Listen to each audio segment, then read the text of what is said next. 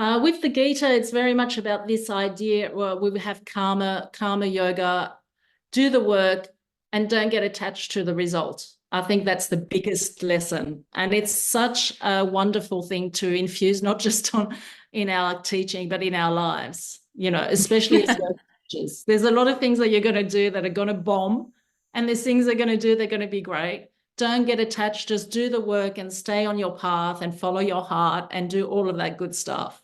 What's up, everybody, and welcome back to MYYT, where you are learning to level up your yoga teaching one masterful class at a time.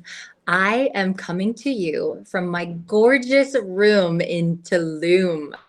I'm here in Mexico having an absolute blast facilitating my first yoga retreat of the year. It's called Recharge. And I'm happy to say that I have survived my first international trip with my 5-month-old baby. It wasn't nearly as bad as I anticipated or expected. He was such a champ and trooper and truly did an amazing job on the flights. Right when I landed and we got to the beautiful Amansala Yoga Resort, which is where we're staying, I marched directly to the beach, plopped his cute little toesies into the sand, and he experienced his first couple of waves of the ocean. I even got their reaction on camera. It was so sweet. At first, he was kind of like, okay, this isn't so bad.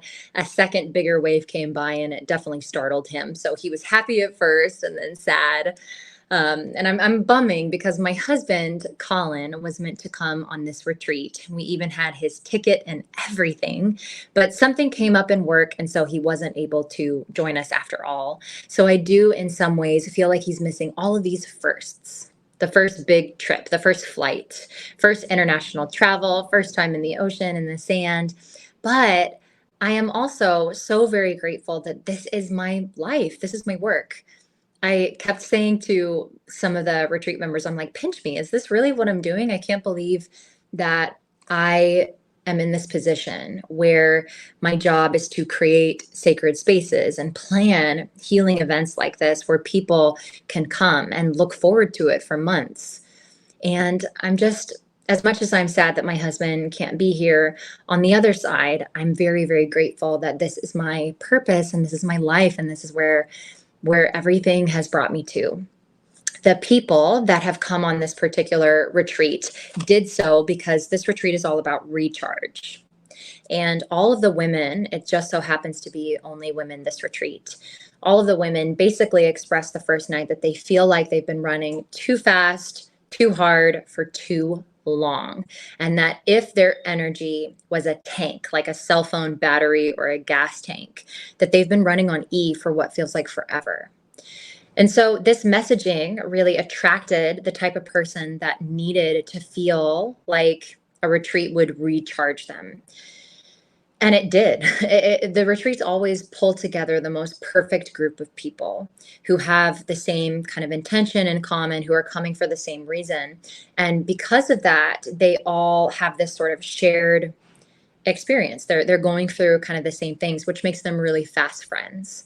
And that's such a beautiful thing to see as a retreat host, that everybody comes together, and it might feel a little scary or intimidating traveling by yourself or deciding to do a retreat solo, but everybody becomes friends so quickly. It goes from friends to family within just a couple of hours because everybody is there to do the same thing, which in this case is to recharge. And it's been really sweet because a lot of the women are, they open their mouths in the first sharing circle and they're just like, emotion is coming up immediately. They're talking and maybe a sentence in, they already start crying. And they say things like, I'm sorry, I don't know why I'm so emotional. And feel a little embarrassed or shy that they're having this emotional release so quickly. And Shalane being my co-host and partner with Rachaka Retreats, we're looking at each other thinking, we know why you're emotional. When you're exhausted, you get emotional, right? When you feel like you just give all day long, like you take care of everybody else, you put your own needs last, that this can be really, really draining. And sometimes we don't realize how long we've been doing that until you kind of step away. And those tears are just coming up because you're tired. It's like when what's the expression? Hangry. When you're hangry, you get angry. But when you're tired, you start to cry. So it has just been such a privilege and a pleasure to hold this space. We are currently 3 days into the retreat, and I have so much to tell you that I've actually decided to record a retreat recap episode at the end of the week to give you all the juicy details. I want to tell you how it was traveling with baby Finn. I want to tell you the ins and outs of this beautiful resort. I want to tell you about our participants and the most memorable experiences that stuck out. I'm even thinking that I might have one of the retreat participants come on and share a little bit of her experience from firsthand perspective, just so you can really sense and see what it's like on a Rachaka retreat. The true story submission for today comes from Olia. Olia is actually one of my students. She took yoga teacher training with me a couple years ago and has been in my circle for many, many years. She said that she has binged the podcast. LOL. This year, I decided that I'll be developing my passion and love for yoga. At first, I felt like it was just for me. But then I noticed that every time I talk to someone who isn't practicing yoga, I instantly wanted them to feel the same and understand how this practice can make you feel over time. I realized that I want people to experience the same joy, fulfillment, and healing that I do because it's hard to describe in words. You just have to experience it. So my goal became to become knowledgeable and skilled in teaching yoga and creating communities because I know it will fulfill me for life. I love the space so much, but it took me 4 years to realize that. So I started listening to your podcast, and you inspired me even more because you're a living example of what you teach. When I started getting back into learning yoga, I realized that I'm still a beginner on this journey, but I'm here for the long run. I'm not in a rush to learn, but I'm very persistent and consistent. I've been going through a few programs this year, including the 300-hour YTT with Jason Crandall and his anatomy course. And then I would love to do a membership with you. I would love to keep learning from you, and please keep making those podcasts, even though I know how much work it takes. Just so you know, it's extremely helpful. So kind of you, Olia. Thanks so much for submitting this true story and sharing with all the yoga teachers in this community what it's like on the precipice of making this decision to go all in with your yoga teaching, because I'm sure other yoga teachers are remembering that moment too. Whether you're a full-time teacher or a part-time teacher, it doesn't matter. We all had that time in our life when we decided, this thing is changing my life. This tradition, this practice means so much to me, and it's made such a difference in my personal life that, like you mentioned in your true story submission, I can't help but talk about it with other people. And so when you are doing that, you know that it's so impactful for you that you probably should be doing this as a career and as a profession, not just a passion. So I'm so glad that you are enjoying the podcast, Olia, and I hope you, listener, feel the same way, that it's bringing you value each and every week, and that you look forward to Wednesdays knowing that you're going to get a new episode with either a guest expert or me, Mackenzie, your host. And like Olia mentioned in her submission, I do also do mentorships, and I love to work one-on-one with yoga teachers, whether that's developing your confidence if you feel like you've just graduated yoga teacher training and you know that you have the skills, but you don't quite believe that you're a yoga teacher yet, and you struggle with finding your voice or putting together sequences, or just the whole, when all the pieces come together, right, of teaching a class. That's the cueing, the sequencing, the theming, the music, the adjustments, all of it. If you just still feel really intimidated, I'd love to get together with you. So just reach out to me on Instagram and let me know how I can help you in these episodes.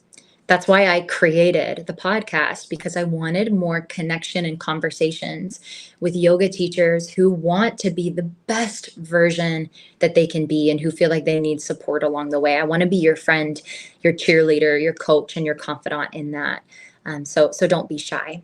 If you also have a true story submission, all you have to do is comment true story on any of my Instagram posts or visit the link in the show notes to be walked through the whole process. I want to feature your story on the show.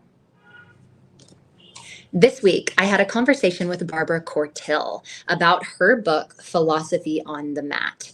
So, if you feel like the Yoga Sutras is the only resource that you can turn to when it comes to yoga philosophy, this episode is going to give you so much value. She basically takes 7 most important texts that every yoga teacher should know, like the Vedas, the Upanishads, the Bhagavad Gita, the Yoga Sutras, the Tantras, the Puranas, and the Hatha Yoga Pradipika, and gives you a clear and concise summary of these foundational texts.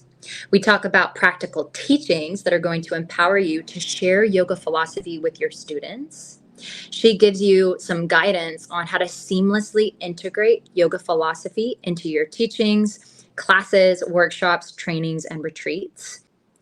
And she gives you such inspiration on how to enhance your personal practice and enrich your teaching using yoga philosophy. So if you think that the Yoga Sutras is synonymous with yoga philosophy, I'm so excited for you to get so much out of this episode and my conversation with Barbara Courtille. Let's dive in.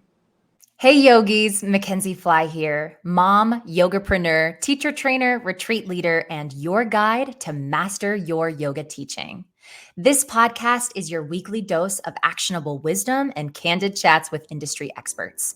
Learn to connect deeper, weave yogic magic, and lead by example. Full disclosure, I'm still mastering it too, but together we'll skyrocket your impact and income. Hit subscribe and let's grow, one episode at a time.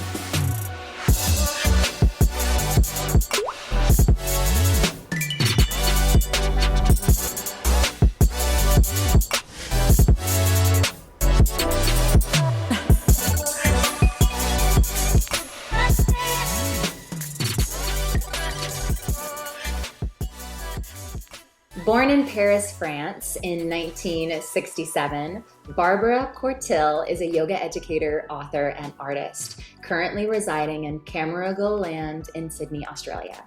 Even though her yoga journey began in the late 1980s, it was in 2010 that a brief yet profound experience of samadhi transferred her practice, propelling her from decades of postural yoga to a newfound sense of peace discovered through meditative practices.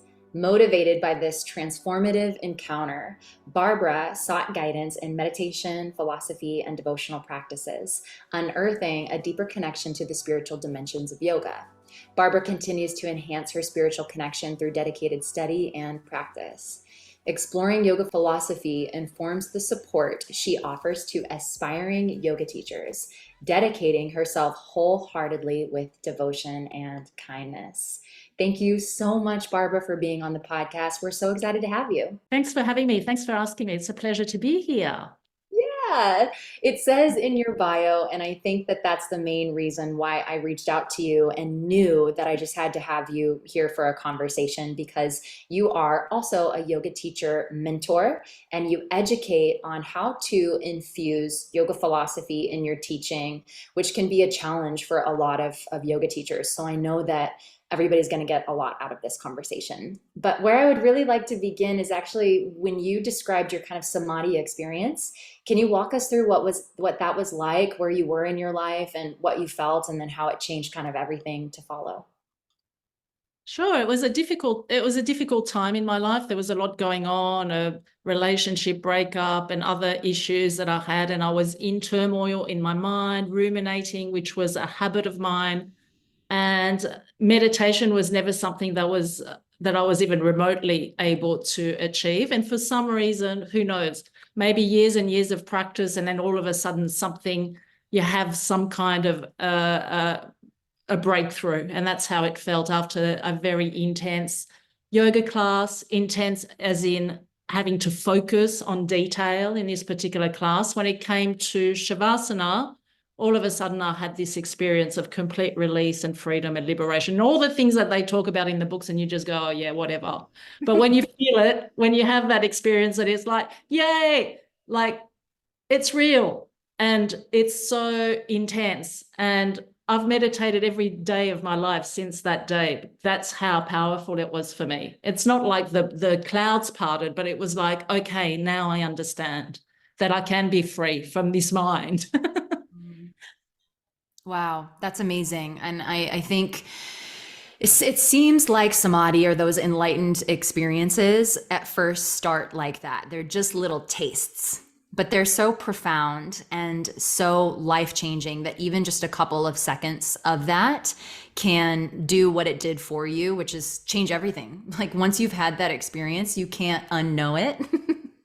And it's so transformative. So I'm happy to hear that happened for you. And I know that it changes the way you teach and how you kind of lead in the world now, which a big way that you are recently doing that is with the launch and release of your newest book. She has written an amazing resource for yoga teachers. This is called Philosophy on the Mat. And that's specifically why I wanted to have Barbara on the podcast to talk about what this book is about and how it can help serve you as a yoga teacher who's looking to teach beyond the poses.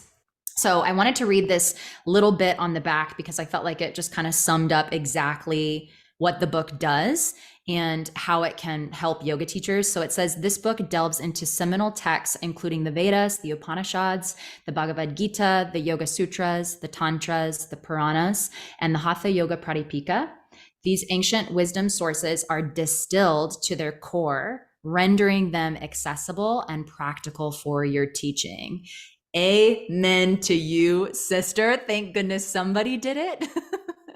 Because as a yoga teacher who feels that responsibility to read these texts, they also can be quite intimidating and daunting because they are so terse. They are so dense and packed with meaning and up for interpretation, a lot of them. So I really appreciate that that's what you aimed to do in this book. And while I was just telling Barbara before we started the recording that I just got my book yesterday, so I haven't been able to dive in and underline and highlight all the things, which I know I'm going to do. But I did notice and really appreciate kind of how you laid out the book. And I thought that that's how we could kind of go in the interview, is just kind of text by text. And what I would love for you to do, Barbara, if you can off the cuff, is speak about why each one of these seminal texts is important for a yoga teacher to read. And then, like you did in the book, offer kind of practical and actionable guidance for yoga teachers when it comes to infusing the wisdom that comes from that text into their teachings. So how does that sound? Sure, why not? Let's go for it. Yeah, good. Okay, so kind of I guess before we even go book by book, what is it about these texts that like you love, and how do you see that they're similar? How do you see that they are different? And what are the individual kind of messages in these texts? I wanted to look, when I first started, the first draft of the book had a lot more in there, had a lot more text because there are so many. And then I edited over time, trying to find, okay, this is kind of about this, is kind of about that. They're the texts that most people would have heard of, but maybe have no idea what they're about, or not much idea about how they're different. I think that's the confusion. There's so much stuff, it's all mashed together. So I really wanted to provide a guide that was very clear about, okay, this is this is that. It's not judging. It's not saying this is good, this is bad, this is better. There's none of that. There's none of my opinion in the book. I've made it as sort of, what's the word? Unbiased.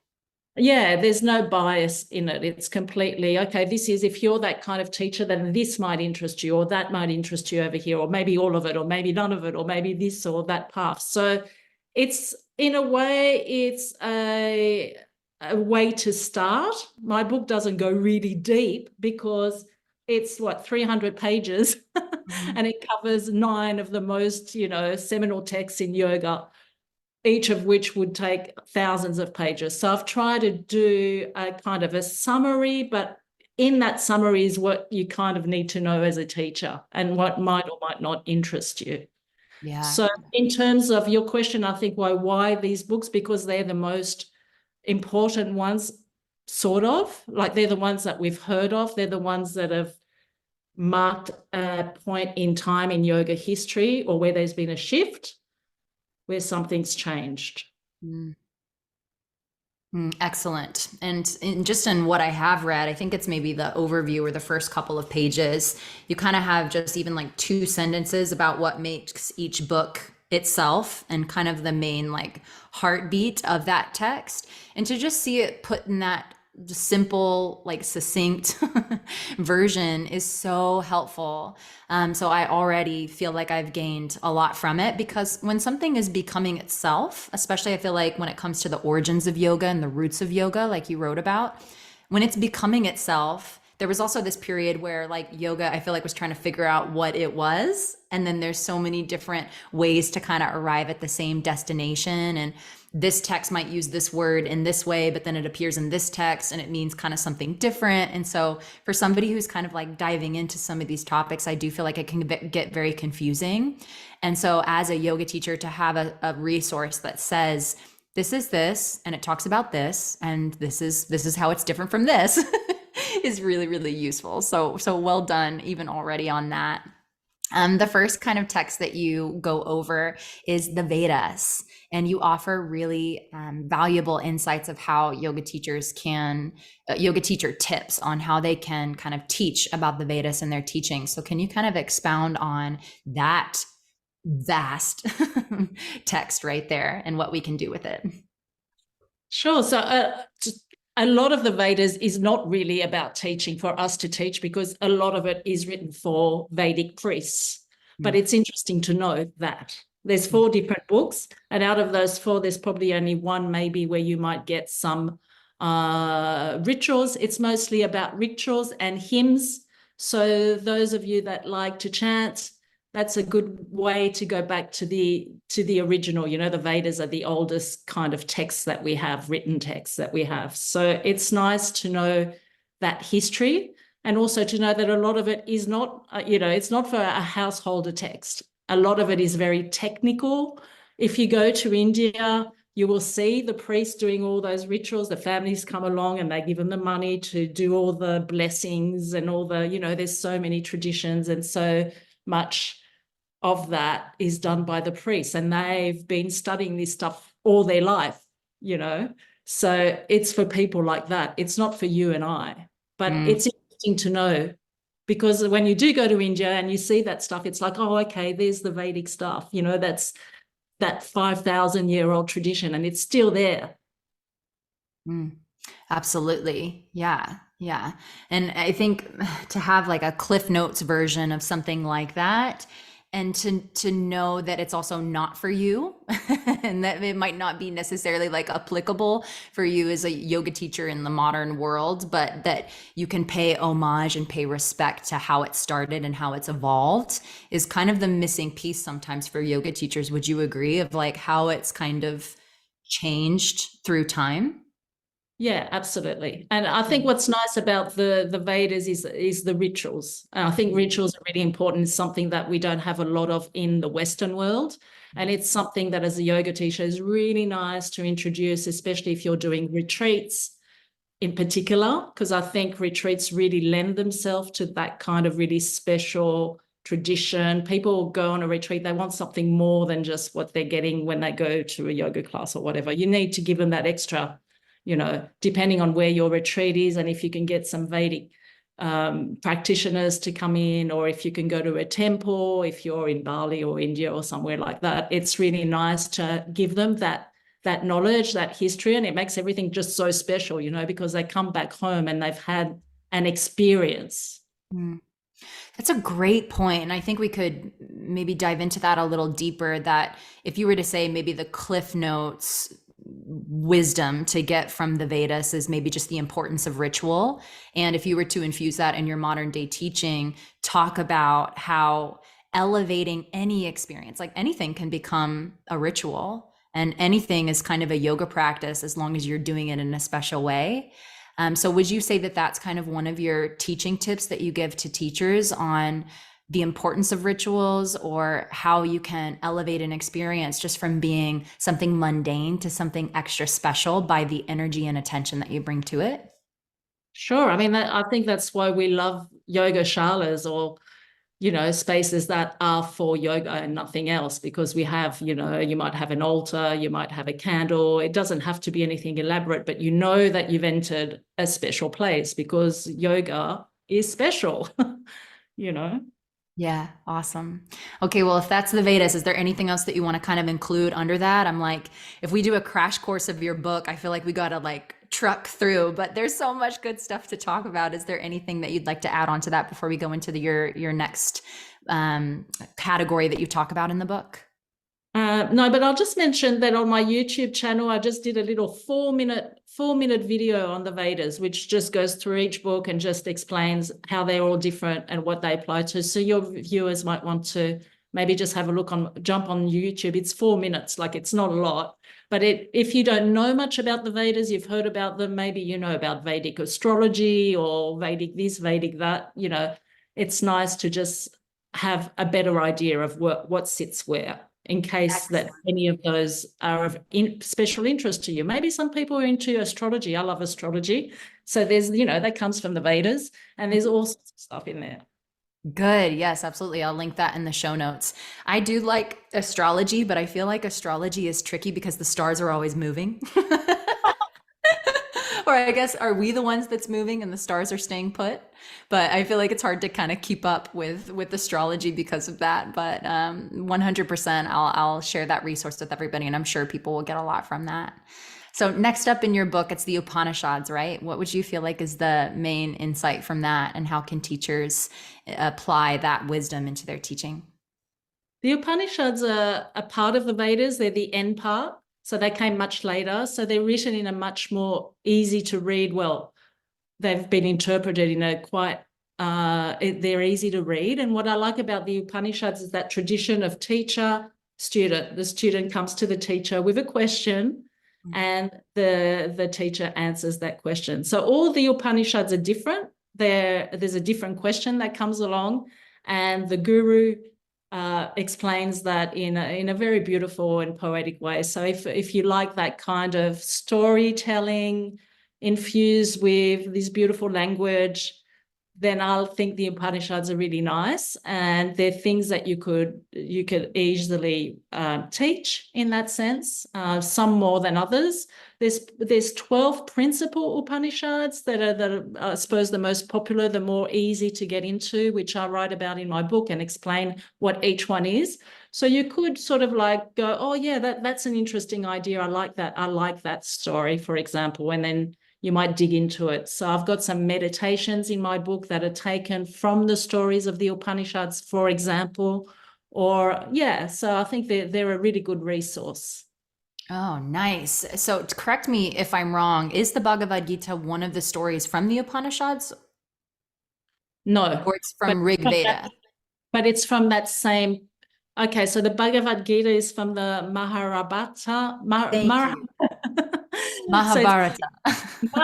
Thank you. Oh, I can never say that. So it's a different text, but it's from the similar period. I think the Upanishads are older than the Bhagavad Gita, but it's similar in the sense that it's Shruti, as in it's divine. It's said that the messages come from the divine. So it's not some person that sat down and wrote them. Some person that the sages.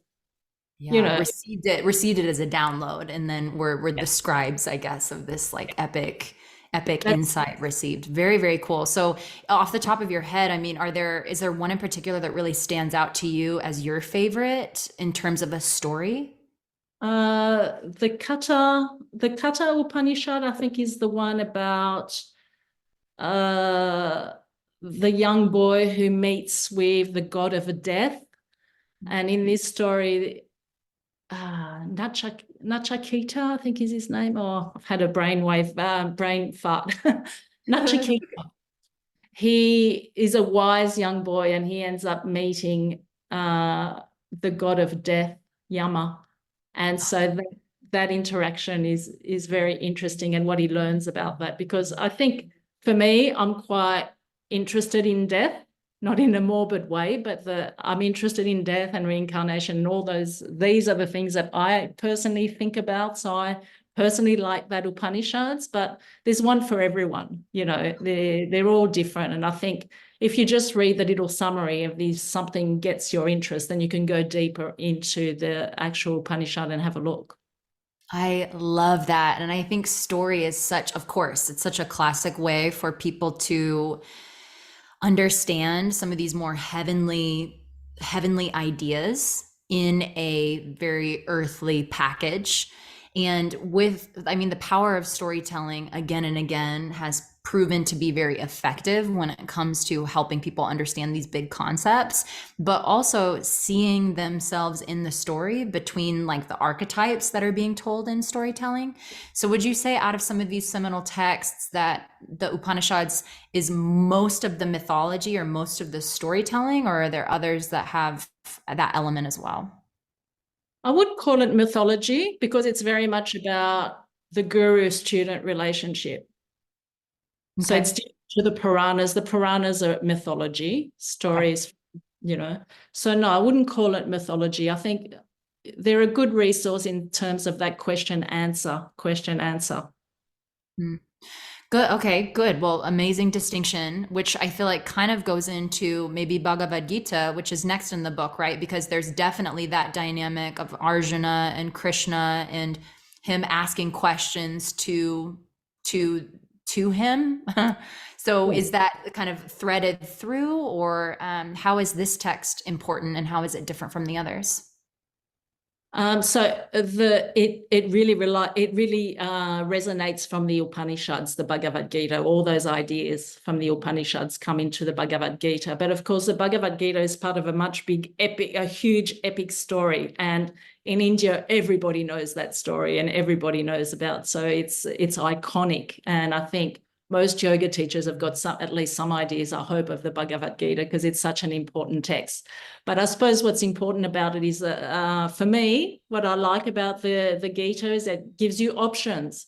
You know, it gives you options. You don't have to be a full-on meditative. That's not you. You can do karma yoga. You can do bhakti yoga. You know, I like that. And I think that's the gist of my book in general, that you have options when it comes to philosophy. If this doesn't work for you or for your students, more importantly, guess what? There's some other thing that will. And I think that's why it's important to sort of have an idea of what all these texts are telling us so that you can find the thing that really resonates with you rather than, oh gosh, this is really hard, so I'm just not going to go there, you know, because there's something there for everyone. I'm sure of it.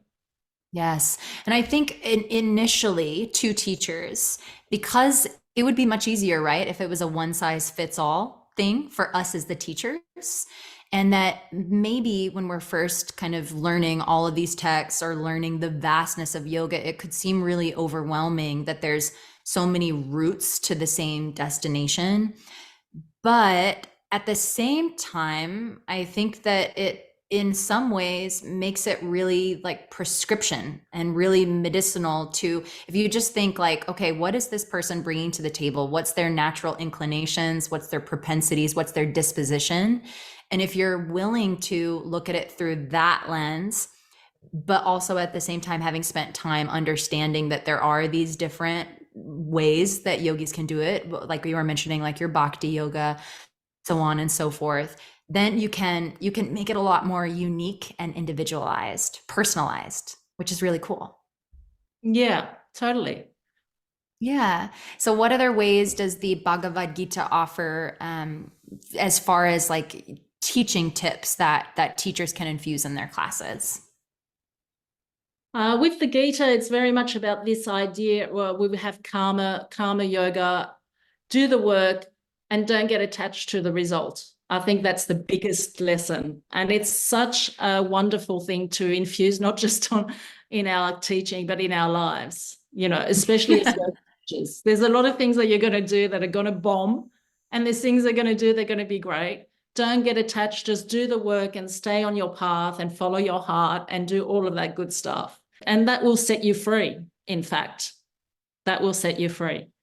So that learning to not get attached to results, which is very much what our society tells us to do in the West here. So it's, you know, it takes practice. It's not going to happen overnight from reading the Bhagavad Gita, But as you watch yourself getting attached to, the numbers or the this or the that or whatever, just watch. And over time, if you can, the more you can release that, the more joy you will get into your work. Because guess what? When you're not focused on the result, everything is more joyful because you're in the moment, and hopefully you're doing what you love. If you're a yoga teacher, please tell me that you love teaching yoga. Otherwise, please don't do it. Go do something else. There's lots of other things you could be doing if you're not loving it. But I think when people get burnt out, or when they get, when they lose their oomph, it's because they're focusing on the results, and that's taking over everything. Yes, 100%. And that experience we're all really familiar with, that is pictured within the Bhagavad Gita, of asking yourself the question of like, what do I do? What's the next right step? How do I proceed through this skillfully and take skillful action? And I find that that's also like the heart of that one. And this is by far the one that I'm the most familiar with. So I'm really excited to look into the other ones in a more digestible and accessible way in your book. But that resource, the Bhagavad Gita, for me personally, has been so influential. And it's right up there with like the Bible to me in terms of being so potent with wisdom and helpful, just like this roadmap of what to do from here. So I really, really enjoyed the Bhagavad Gita personally. Great. Yeah. Okay. So on to the next. I think it's the Yoga Sutras, right? The Yoga Sutras. What are the Yoga Sutras? The Yoga Sutras. I don't like to talk about the Yoga Sutras that much because everybody's talking about the Yoga Sutras, and it annoys me because I think it's not fair on the Yoga Sutras because they're great, but it annoys me because it's like everybody thinks that yoga philosophy is the Yoga Sutras, and that's it.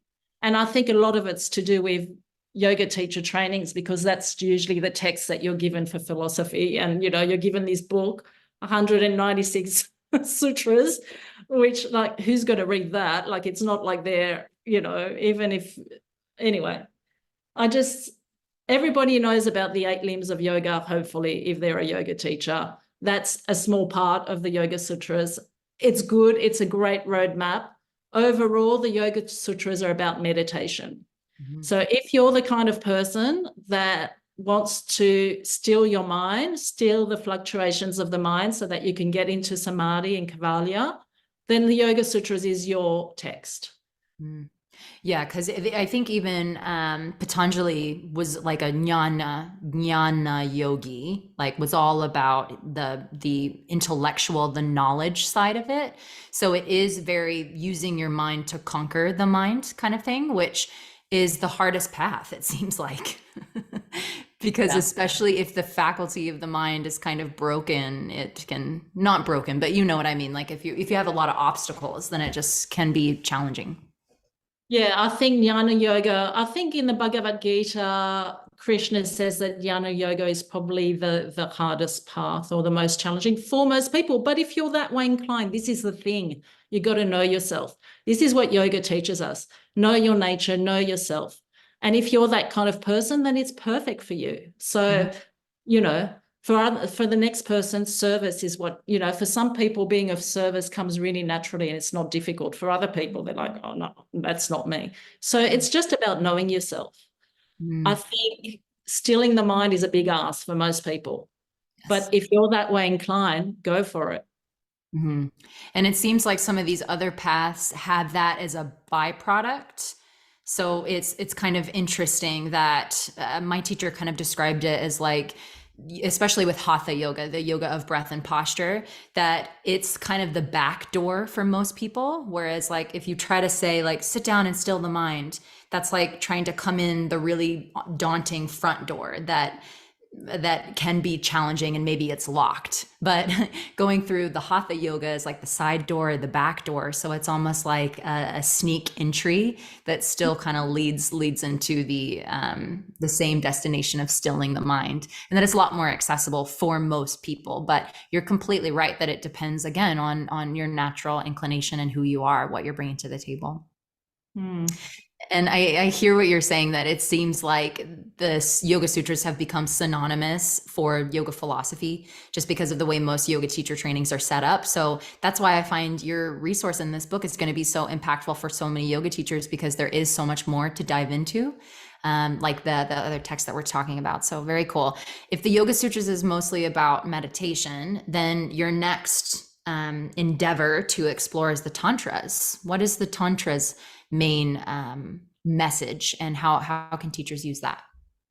Well, Tantra is really important because Tantra broke away from this idea that meditation was for priests and Brahmins and people, men, you know, because in Tantra, it's like everybody can do this. There's a lot of recognition of the feminine in Tantra, the goddesses. So it's beautiful. I really love Tantra. Of course, it has so many veins, so many, but as an overall, you know, I did my best to kind of give it an overall arch. The worship of the goddess, the worship of the body. So the body's not bad. So we don't have that dualism that you have previously of Prakriti, Purusha, separate. In the Yoga Sutras, we want to get away from the body and get into consciousness. Tantra is saying, no, we've got this body, use your body. So a lot of what we do is tantric in the West, I think, anyway. I think it has more of that, and a lot of what I see. So lots of rituals, lots of chanting, and then of course in the Tantras you get the beautiful chakras and the yantras and all that really nice, again, ritualistic, and that connection to nature, which also has these roots in the Vedas. In the Vedas, there's a lot of like the gods and, the gods connected to the sun god, the wind god, the wind, thunder god, and there's a lot of that in the Tantras as well. So it's a beautiful practice for a lot of people. I think it's there's a lot in there.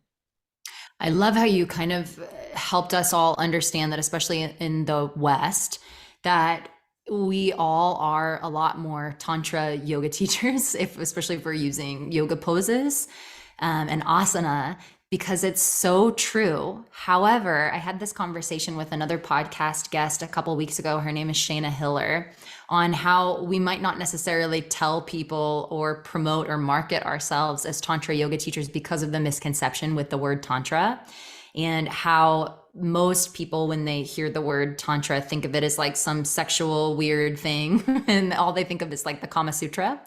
And that educating people that Tantra at its heart is so much more than sexuality, and it's more so about the totality of sensuality.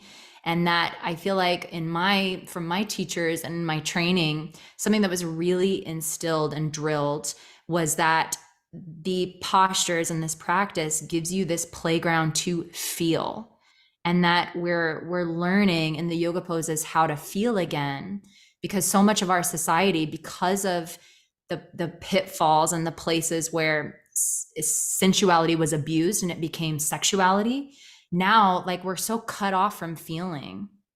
And it's in that feeling also, as cliche as it sounds, that people have that experience to heal. To feel is to heal.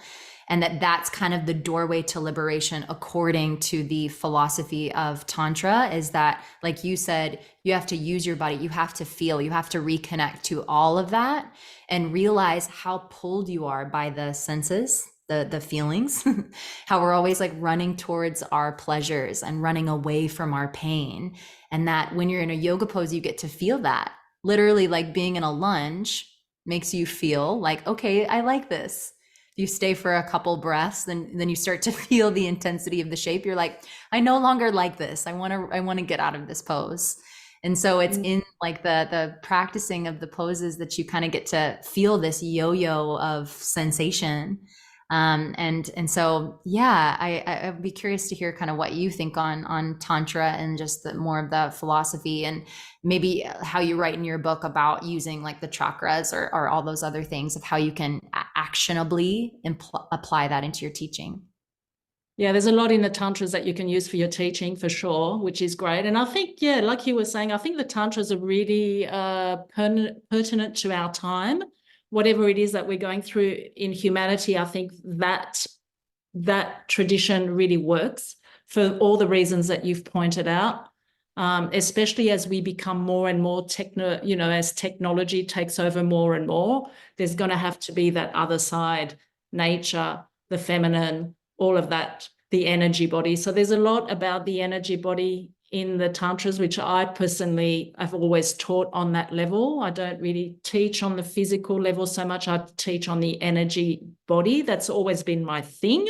So it's like, as I said, you find the thing that really, really like resonates with you and you go, yes, that really works. And that's what you hold on to. So for some people, the Tantra is yes, and other people are going to go, oh no, this is too, I don't know, like shamanic or something, like for some people it's not going to work. And for others, they're just going to love it. So either way, it's good to be aware. It's all about bringing awareness about what's out there. Excellent. Up next, the Puranas, which you kind of mentioned earlier is more on the mythology, correct? What is this kind of text about? Yeah, so the Puranas are all about, there's Shiva and Parvati and Saraswati and Vishnu and all these great stories, which are ancient and great for storytelling. So great for teaching, especially if you like telling stories. You can really use that in your classes. There's so many stories out there. There's different bents, and there's the goddesses, there's the gods, there's millions of deities. And so I think it's fun to have a few stories up your sleeve, and they're great for workshops. You can have a whole workshop just based on a story, right? And you can take people through a whole experience. Or in retreats, for example, you can also use that. So I think the Puranas are great. If you find a story that you find really, like, some of them are quite entertaining, it's a story. It's stories. Yeah. Very cool. Yeah, I think they're worth having a look at, especially if you enjoy storytelling.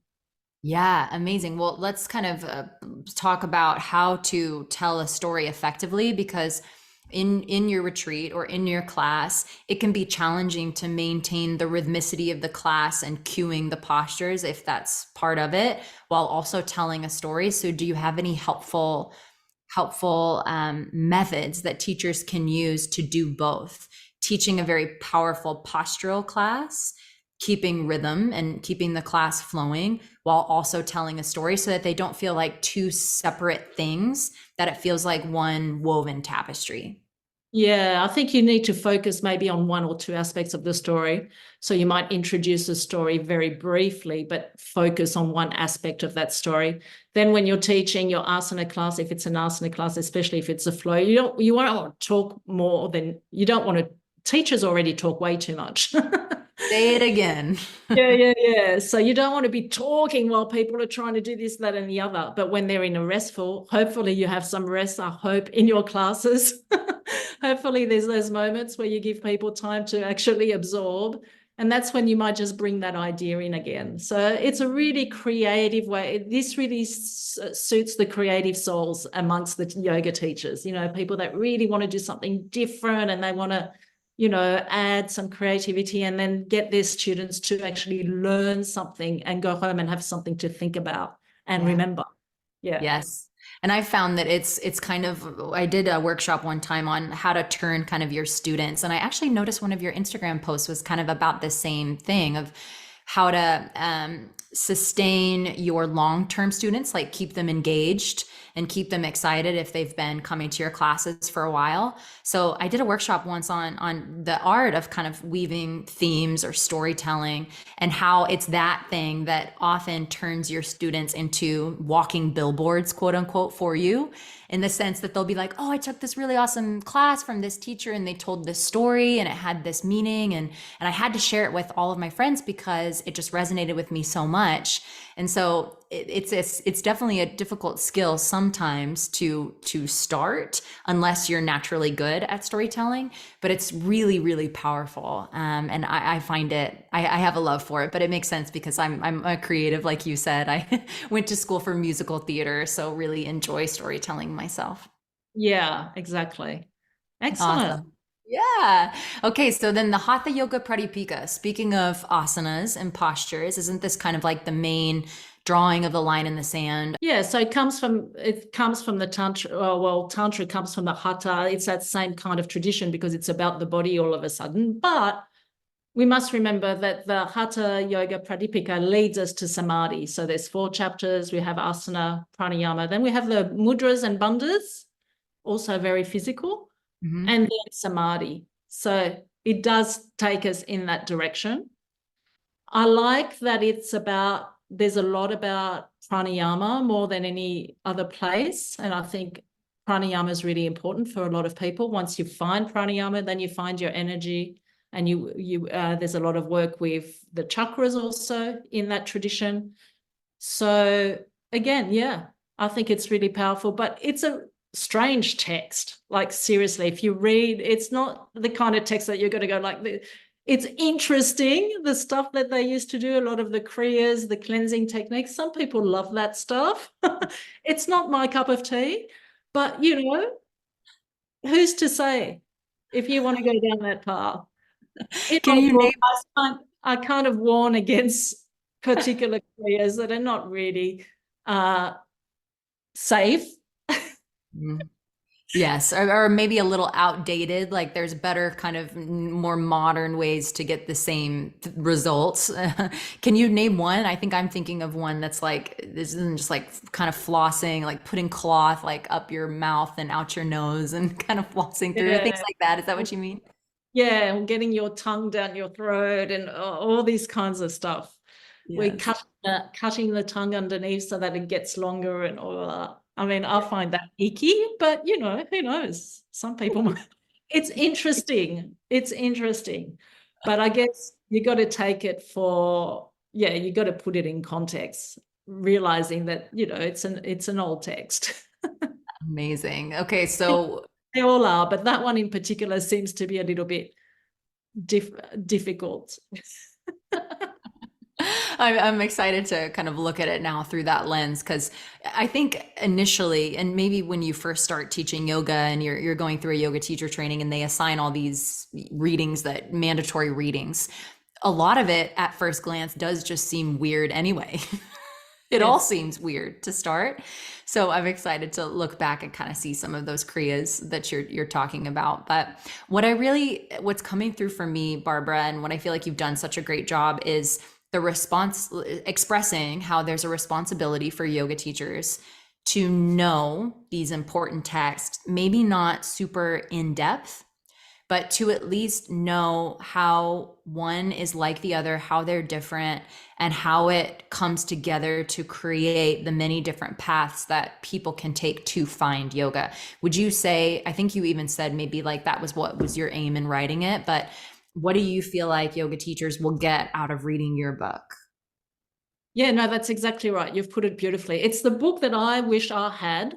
I wish I had this book rather than the 3 big things that I couldn't get anything out of back then in my teacher training, because then I would have had, it's kind of put fairly simply as can be.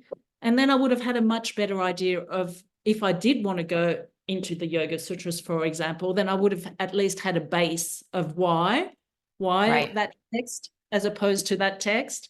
And then I could get deep into it. So I'm not suggesting that people shouldn't go deep into text. I think they should. But first, have a good overall, like anything that you learn, an overall what's happening in the landscape. Oh, that over there that's me. That resonates with me. Or that over there resonates with my students, more importantly, if you're a teacher. And then you can build some workshops and some retreats and some bigger offerings with a much more solid understanding.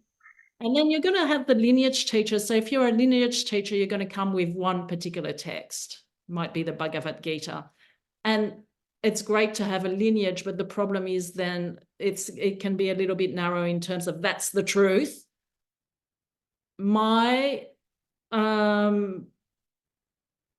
motto, if you like, or is that they're all true. They're just coming from they all have a validity. They're just coming from a different point of view, and they're all interesting, and they're all worth at least having a general overlook at, because otherwise you're doing yourself a disservice. You might be missing out on something that's going to be really valuable for you. Yes, yes, I am of the same belief. And that when we kind of think like this is the end all be all, I think there's those, this isn't to do with yoga philosophy, but those circles that say like the circle of what you know, then outside encompassing that circle is the circle of what you don't know. And then outside that one is what you don't know that you even don't know that you don't know kind of thing. And so just coming to it from this perspective, like you're saying, this bigger picture, and you start to see how the puzzle pieces connect. And then even more importantly, if you have a question, knowing where to look for the answers and knowing like, oh, this text might offer me more because I have that bigger picture is so helpful for yoga teachers.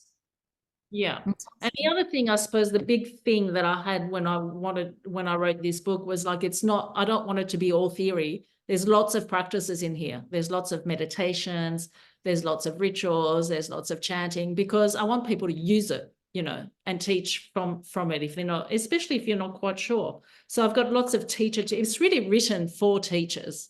It's not a philosophy book written by a scholar for scholars.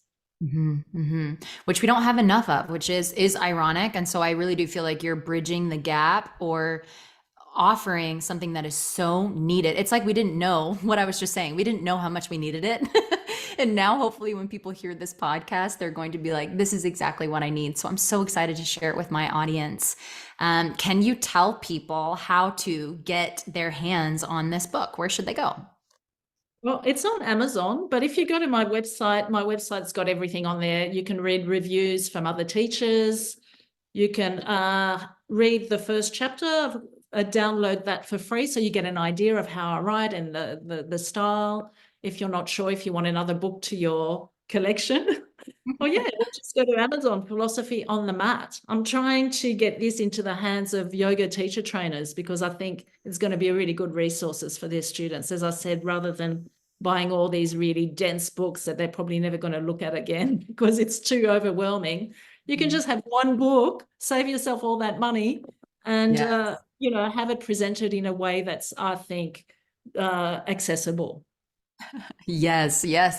And I'm also going to put it in the show notes, everybody.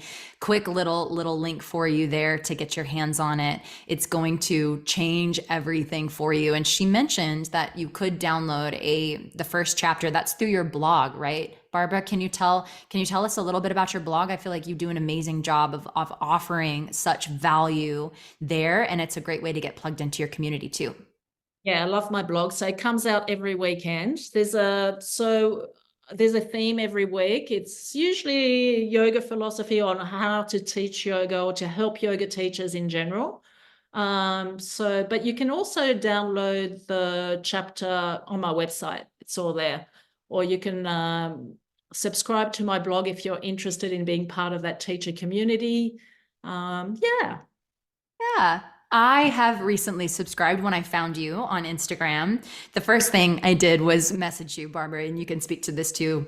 She's so sweet and generous because I'm sure I sounded overexcited, but I was like, oh my goodness, you have to be on the podcast. You're the perfect person to offer some wisdom to everybody who listens. But then I also subscribe to the blog too. So I am already getting so much out of that myself. Thank you for putting the time in to create it and write from the heart. You can really tell that you do love it, like you said. Yeah, I love writing. It's a really nice way to connect and to dig a little deeper and really follow my dharma. Well, thank you so much for your time on the podcast. For all the listeners, head to the show notes to grab your copy of Philosophy on the Mat with Barbara Courtille. Thank you so much.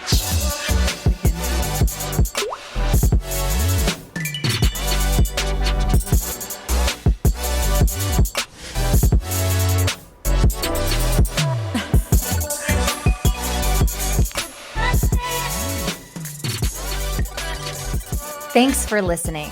If this is your first time, peruse our feed to see if there's something else that will serve you. We're so grateful that you're here and invite you to join our inner circle by subscribing to our newsletter. If this episode resonated with you, help us spread the word by sending it to a friend who needs to hear this message. Likes, follows, sends, shares, and reviews help us to continue delivering high-quality content to you for free each and every week. Don't forget to tag @MasterYourYogaTeaching so we can reshare. I am a certified yogi. However, this podcast is intended for information and entertainment only. If you are interested in mentorship or coaching with me, check out the website linked in the show notes to get more information. This content and other content produced by CLW Studios and affiliated partners is not therapy, and nothing in this content indicates a therapeutic relationship. Any opinions of guests on the podcast are their own and do not represent the opinions of Mackenzie or CLW Studios. Learn more about Mackenzie, her guests, and CLW Studios by following the links in the show notes. Keep shining, and we will see you next Wednesday for another dose of Master Your Yoga Teaching. Namaste blessed.